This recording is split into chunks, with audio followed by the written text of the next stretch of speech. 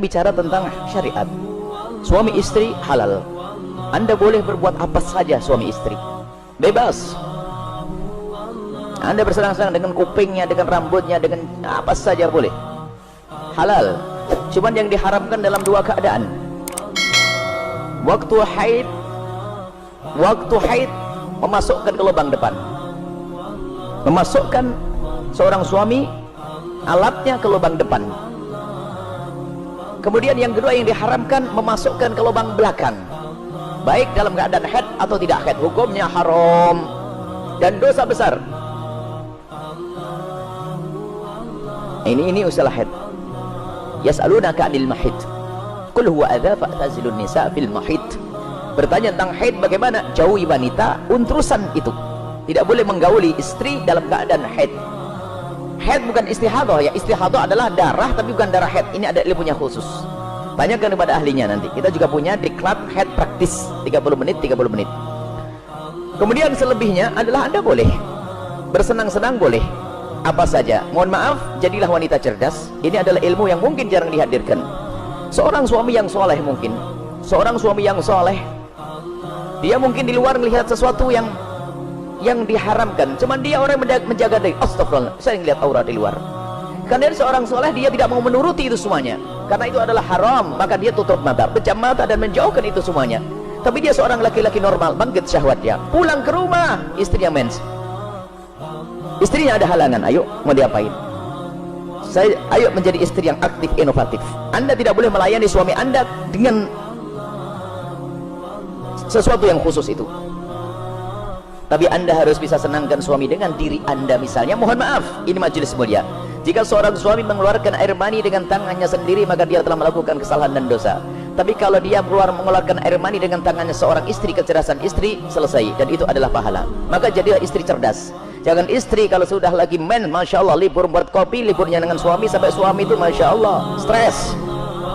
Anda bisa menyenangkan dengan diri Anda. Mohon maaf, mufakhadah di antara dua paha yang penting tidak masuk wilayah itu, atau apa saja. Mohon maaf, ini saya sampaikan majelis mulia, sebab banyak wanita gayanya sih, modelnya kayak hebat-hebat, tapi masya Allah bikin stres suami. Hati-hati itu. Hei para wanita, sadar, senangkan suamimu dengan apapun yang Allah berikan kepadamu, dengan tanganmu, dengan apapun. Yang penting kalau Anda haid, jangan masuk wilayah itu. Sebab kadang suaminya sampai kena sudah tidur, masih akan diwakin kopi enggak, sarapan enggak, bang beli makan di warung aja bang, yang ngoroknya yang digedekan. Wahai para istri yang solehah, Anda harus aktif dan inovatif. Ada ide-ide untuk menyenangkan suami. Adapun masalah, mohon maaf, yang ditanyakan dengan mulut, ketahuilah, hei para suami, engkau tidak boleh memaksa istrimu untuk melakukan itu, karena belum tentu dia nyaman. Kalau dia merasa jijik, Anda tidak boleh paksa, haram. Atau sebaliknya, tidak boleh egois seorang suami, harus kau lakukan, tidak. Kenapa? Mohon maaf, karena itu adalah wilayah yang bukan wilayah bersih. Wilayahnya orang dari makanan yang bersih dibuang lewat mana? Lewat itu. Akan tapi kalau memang ada seorang wanita yang mau melakukannya misalnya, atau sebaliknya, bagaimana, apakah boleh? Ketahuilah, di situ ada cairan yang najis. Air mani tidak najis, khilaf di antara ulama.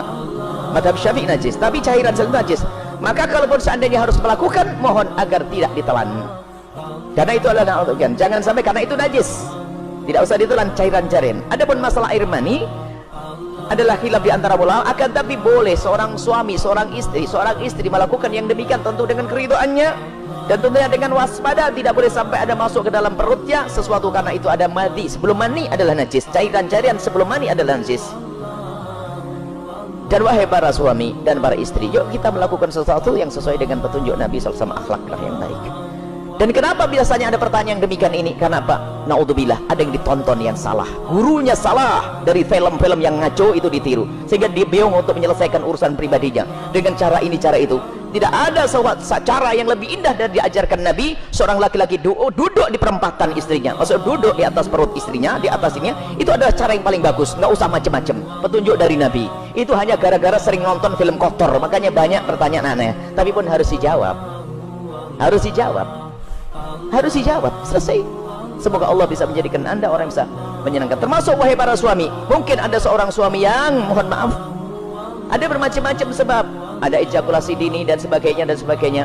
Tapi ketahuilah, jangan biarkan istrimu terlantar. Dia bisa senang dengan jemarimu, dengan tanganmu, dengan anda, dengan apapun, dengan cumbuanmu. Jangan sampai menjadi seorang suami egois. Dan Nabi marah. Nabi marah dengan seorang laki-laki yang mendatangi istrinya seperti binatang mendatangi betinanya. Nggak pakai muqaddimah, pakai minyak wangi dulu deh para suami, sikat gigi yang bersih, kemudian cumbu, rayu, seperti halnya engkau ingin melihat dia cantik, dia jaga, ingin melihat engkau paling tidak agak ganteng dikit deh. Kemudian lihat, seperti halnya matanya ingin melihat dirimu indah, telinganya juga ingin mendengar kalimat indah, dan juga hidungnya pun juga ingin mencium bau harum. Cobalah siap. Makanya sebelum pulang kantor itulah mampir pom bensin dulu deh, bersih-bersih pakai minyak wangi. Ini penting. Nah, kemudian jangan sampai mohon maaf Anda puas, dia tidak puas, Anda zalim.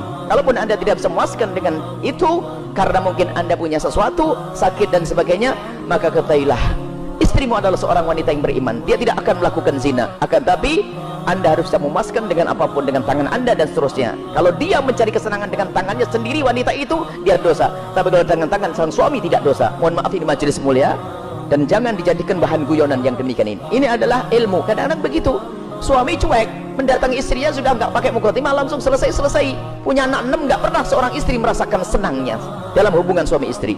Akhirnya apa? Itulah yang menjadikan istri ogah-ogahan. Mau melayani suami, saya dapat mandi saja, tidak pernah mendapatkan kesenangan. Anda suami zalim.